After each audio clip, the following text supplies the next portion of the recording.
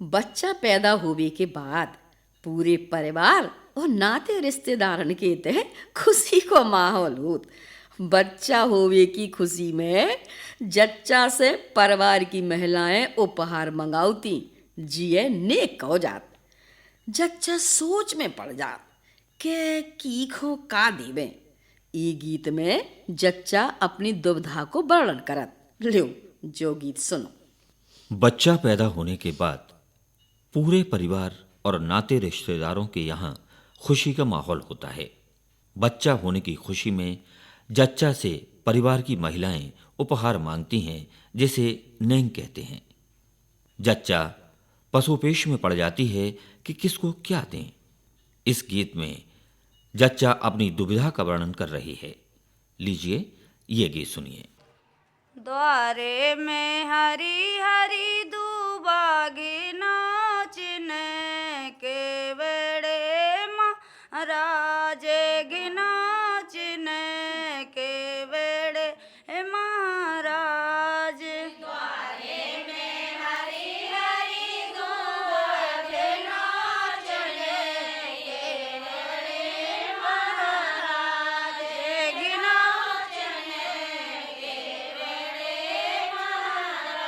जय गिनाचने के वेड़े महाराज।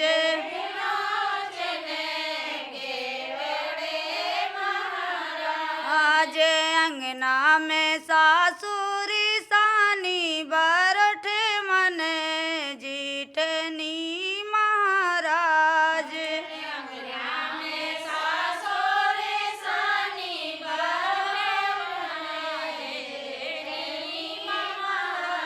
जय बरठ मन जीठनी महाराज।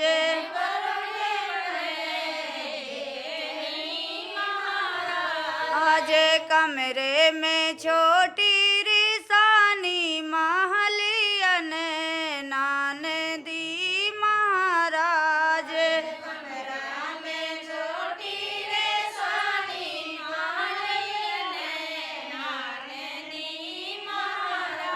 जय महलियन नान दी महाराज।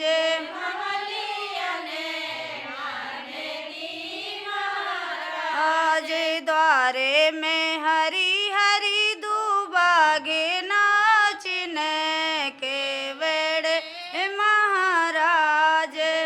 हरी हरी दुबागे नाचने के वेड़े महाराज। आज कहा जी कहा दे सासू मनाऊं कहा दे जीठनी महाराज।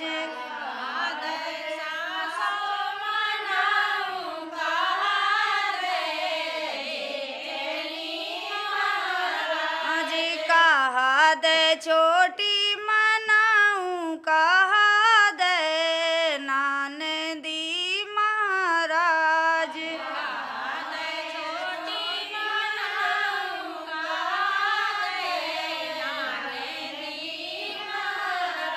जी कहा दे नान दी महाराज।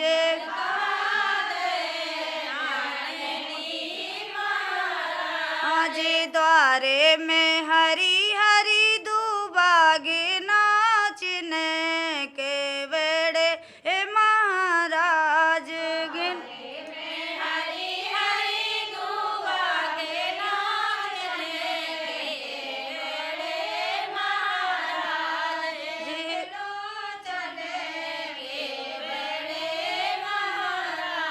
जी कंगना दे सासू मनाऊं जो मक दे जीठनी महाराज।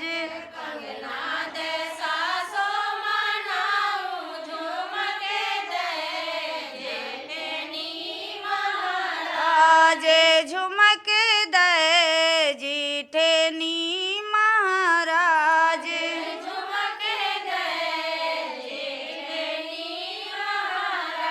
आज हरवा दे छोटी मना